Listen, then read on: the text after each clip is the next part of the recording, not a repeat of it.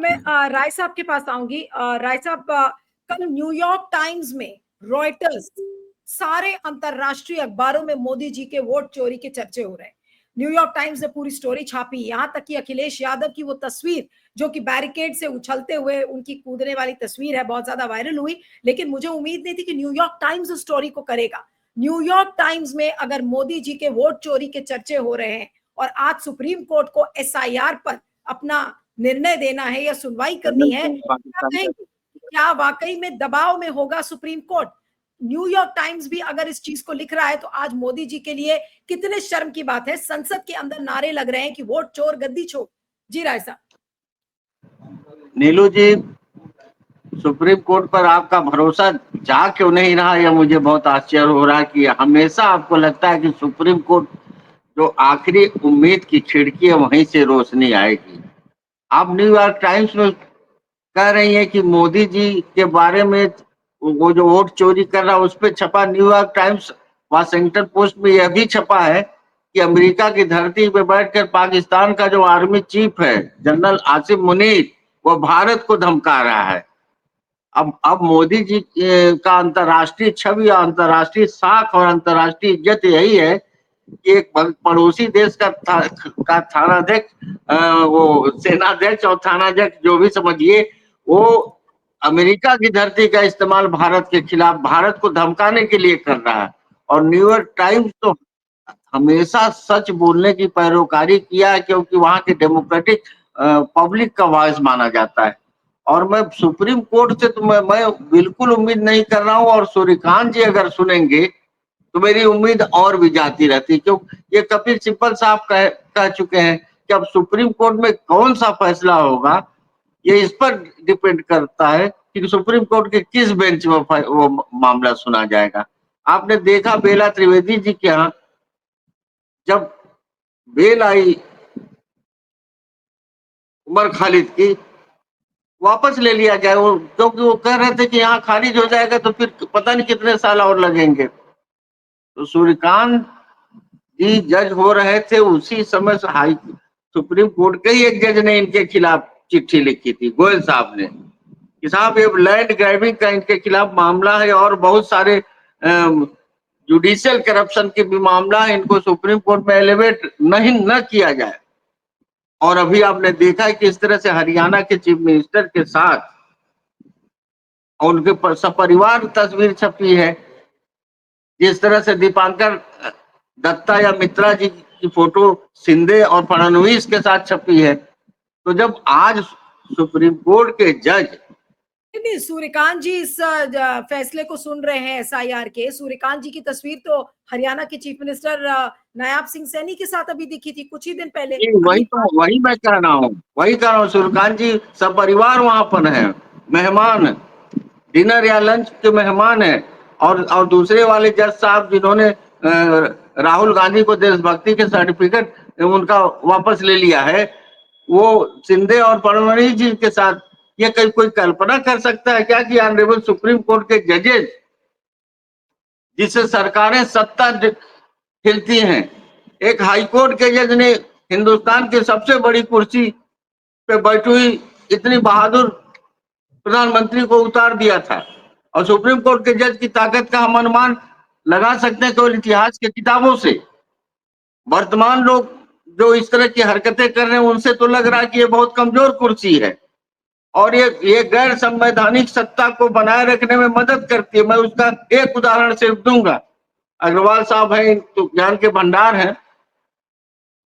बंबई में जिस तरह से जबरन दल बदल करके सरकार बदल दी गई थी, सरकार खरीद ली गई थी, सरकार बेच दी गई थी, वो स्पीकर का मामला आया सुप्रीम कोर्ट में, चंद्रचूड़ साहब सुन रहे थे और चंद्रचूड़ साहब हर आर्गुमेंट को मान लिया और कहे कि ये सरकार तो अवैधानिक है और ये दल बदल का कानून के हिसाब से इनको डिफेक्शन को हम लीगलाइज नहीं मान सकते। लेकिन देखिए, लेकिन कितना खूबसूरत है। लेकिन चूंकि फडणवीस साहब ये जो ठाकरे साहब ने रिजाइन दिया है, इसलिए हम इनकी सरकार को रेस्टोर नहीं कर सकते। तो आपके फैसले का परिणाम क्या हुआ?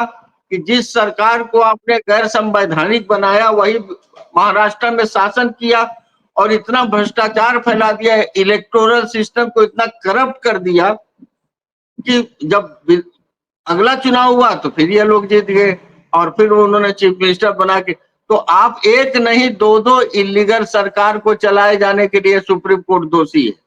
ये सुप्रीम कोर्ट ये जो असम में इतने अन्यायपूर्ण ढंग से उत्पीड़न से एनआरसी लागू हुआ, उसकी हरी झंडी सुप्रीम कोर्ट से मिली थी।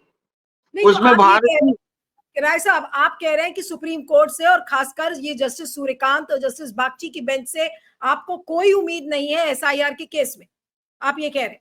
मैं नहीं कह रहा हूं, सिर्फ मैं नहीं कह रहा हूं, सुप्रीम कोर्ट के बार के प्रेसिडेंट कह रहे हैं इस चीज को।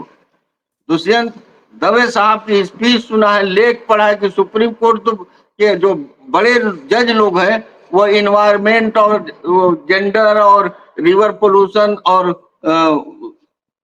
शेर बचाओ बाघ बचाओ में बहुत अच्छा करते हैं, करना भी चाहिए। लेकिन जब स्टेट पावर से डायरेक्ट कोलिजन होता है, जब संविधान की रक्षा की बात आती है, संविधान और जनता के बीच में सत्ता खड़ी हो जाती है, तो खामोश हो जाते हैं। हेड ऑन कोलिजन ये शब्द है, ये शब्द है दुष्यंत दवे जी का, कि जब हेड ऑन कोलिजन होता है तो हमारे चीफ जस्टिस खामोश हो जाते हैं। और आज हेड ऑन कोलिजन है, आज परीक्षा है, आज लोकतंत्र को बचाने की परीक्षा। और सुप्रीम कोर्ट को करना क्या है?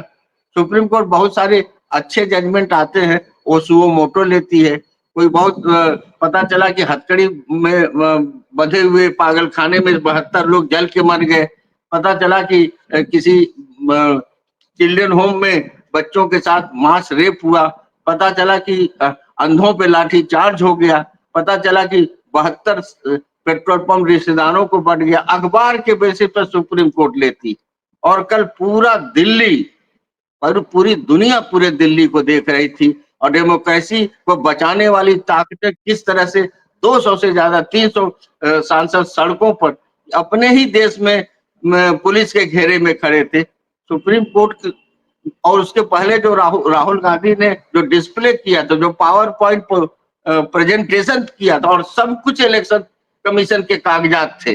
ये चोर कह रहा है, जैसे किसी चोर के जेब से उस चोरी की घड़ी बरामद कर लीजिए, तो चोर ही कहेगा कि हम चोरी नहीं मान सकते जब तक कि आप एफिडेविट ना दीजिए कि ये घड़ी हमने आपके जेब से निकाली है। ऐसे बहुत सारे केसेस हैं, लेकिन अभी पिक्चर बाकी है। राय साहब अब आपके पास आऊंगी और फिर अंतिम कमेंट में सिद्धार्थ और अरुण जी से मिलूंगी। अभी पिक्चर बाकी है, तो मोदी जी क्या होगा? देश छोड़ के भागने पे ही मजबूर हो जाएंगे अगर पिक्चर पूरी दिखा दी। अभी खाली ट्रेलर दिखा है, और न्यूयॉर्क टाइम्स से लेके रॉयटर्स से लेके तमाम विदेशी अखबारों ने अगर उसको दिखा दिया है, और राहुल गांधी ये कह रहे हैं कि पिक्चर अभी बाकी है, तो फिर इसका मतलब क्या है मोदी जी के लिए? जी राय साहब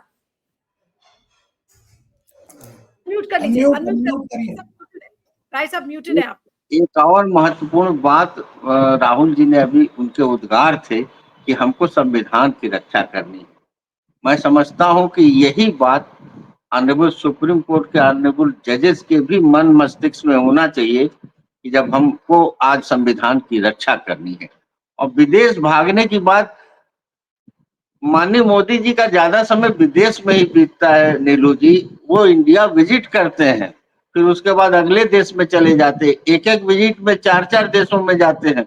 और जितने लोग, जितनी जनसंख्या जो है कनॉट प्लेस में शाम को इकट्ठी हो जाती है, उतनी जनसंख्या वाले देश में भी 2-2 दिन जाकर रह लेते हैं। तो उनको थोड़ा और समय जाकर बस उनकी शिफ्टिंग हो जाएगी।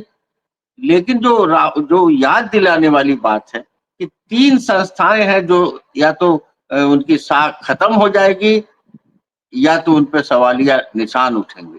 इसमें पहली संस्था है चुनाव आयोग, और चुनाव आयोग का 1 साल पहले 52% लोगों ने, जैसा आप लोगों ने बताया है, चुनाव आयोग को मानते थे कि इसको विश्वास नहीं किया जा सकता। और राहुल गांधी के इस संघर्ष और इस सत्य को उजागर करने के प्रयास के बाद आज 28% लोग सिर्फ बचे हैं जो राहुल गांधी के बाद अब इस चुनाव आयोग को कोई विश्वसनीय संवैधानिक संस्था मानते हैं। दूसरी चीज, सुप्रीम कोर्ट। नरेंद्र मोदी का बहुत बड़ा नारा है डिजिटल इंडिया, और सबसे पहली हत्या मुख्य चुनाव आयोग ने डिजिटल डाटा का किया है। उन्होंने सारे डिजिटल डाटा को हटा के उसे फिजिकल डाटा में लिया, जिसके चलते कितनी प्रयास परेशानी राहुल गांधी की टीम को करनी पड़ी।